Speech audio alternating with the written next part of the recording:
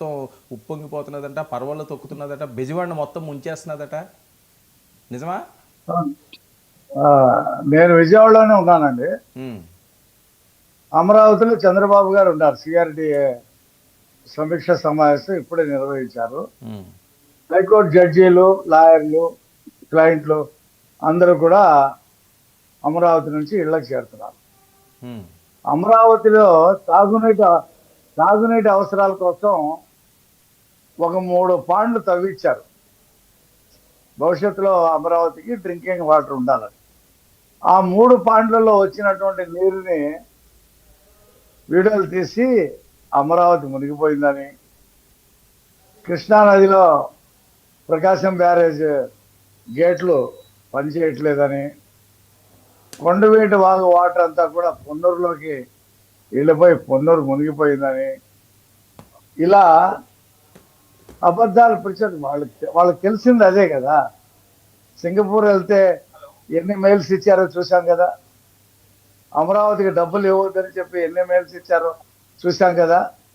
గతంలో 2 పడవలను తీసుకొచ్చి మూడు పడవలు ఇసుకంతా నింపి అమరావతి కృష్ణా బ్యారేజ్ గేట్లు పగలు కొట్టాలని చేసిన ప్రయత్నం మనం చూసాంగా. ఆ పడవలు తీయడానికి 4 రోజులు పుట్టింది. మరి వాళ్ళని ఎవరైనా అరెస్ట్ చేశారండి? కేసులు పెట్టి వాళ్ళని ఎవరైనా అరెస్ట్ చేశారా? దాని వెనకాతలో వాళ్ళు ఎవరో కనిపెట్టారా? అరెస్ట్ చేశారుగా. అప్పుడు అరెస్ట్ చేయించారు? అది ఇద్దరిని అరెస్ట్ చేశారండి. ఎవరు చేయించారు? అది వైసీపీ వాళ్ళు. ఇంకెవరు? వైసీపీ వాళ్ళు అంటే ఎవరో పేరు ఉంటది కదా, ఊరు పేరుని. అదే నాకు ఇప్పుడు ఆ పేరు గుర్తులేవు, రేపు చెప్తాను. వైసీపీ వాళ్ళే చేయించారని వచ్చిందా? ఇంకెవరు చేస్తారు సార్? ఆంధ్రప్రదేశ్ లో అభివృద్ధిని అడ్డుకునేది వాళ్లే కదా, ఎక్కడైనా సరే. ఇప్పుడు హైదరాబాద్ క్లౌడ్ బరస్టుతో మునిగిపోయింది. హైదరాబాద్ వీధుల్లో పడవలు వేసుకుని తిరిగారు. కాశ్మీర్లో క్లౌడ్ బరస్టుతో కాశ్మీర్ మొత్తం కూడా నాశనం అయిపోయింది. చెన్నై మునిగిపోయింది, బెంగళూరు మునిగిపోయింది. ఇవన్నీ కూడా రాజధానికి పనిచేయవా? ఆ ఢిల్లీలో ఆక్సిజన్ అందదు, పొగ వచ్చేస్తుంది. వర్షం వస్తే విపరీతంగా ఢిల్లీ అంతా కూడా మునిగిపోద్ది.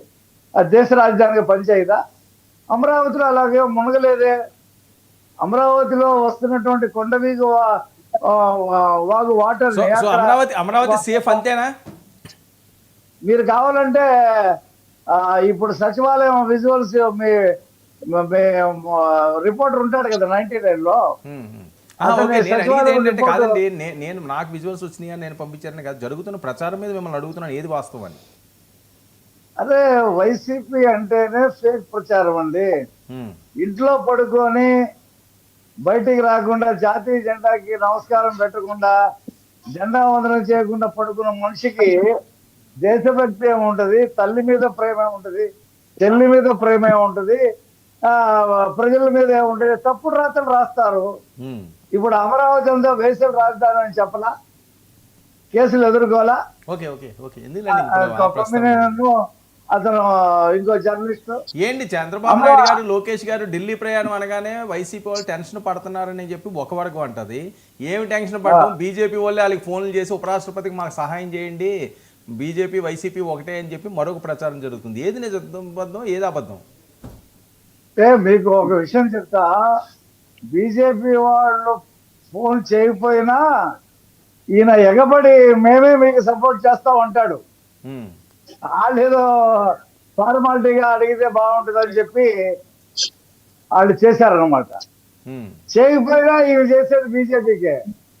ఎందుకంటే బీజేపీకి చేయకపోతే ఏం జరుగుతుందో తెలుసుగా ఆయనకి. బీజేపీకి చేయకపోతే ఏం జరుగుతుందండి? ఏం జరుగుద్ది అది జగన్మోహన్ రెడ్డిని అడిగితే చెప్తారు. కాదు, మీరు చెప్పండి. మీరు అంటున్నారు కదా ఏం జరుగుతుందో తెలుసు అని. ఏం జరుగుతుందో జగన్మోహన్ రెడ్డి ఏనాడైనా సరే, ఎప్పుడైనా కేంద్రం మీద పల్లెత్తి మాట అన్నాడా? ఎప్పుడైనా ఈ రాష్ట్ర సమస్యల గురించి కానీ, రాష్ట్రానికి రావాల్సిన ప్రాజెక్టుల గురించి ఎప్పుడైనా అడిగాడా?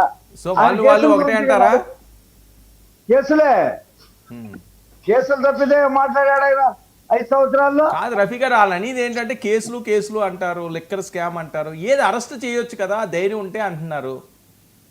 అంటే తినబోతూ రుచెందుకు? ఇప్పుడు లోపల ఉన్న వాళ్ళు మాత్రం ఊచలు లెక్క పెట్టట్లా.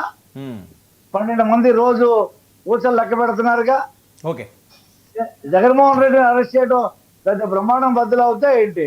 ఇలా పులివెందుల ఒంటిమిట్ట జనం అంతా వచ్చేసి అయ్యో మా నాయకుడిని అరెస్ట్ చేశారని గుండెలు బాదుకుంటారా? అంత సీనం లేదు జగన్మోహన్ రెడ్డికి. ఓకే ఓకే ఆంజనేయురెడ్డి గారు, జగన్మోహన్ రెడ్డి అరెస్ట్ అయితే ఆంధ్రప్రదేశ్ లో పిట్ట కూడా మాట్లాడదు. ఓకే ఓకే ఆయన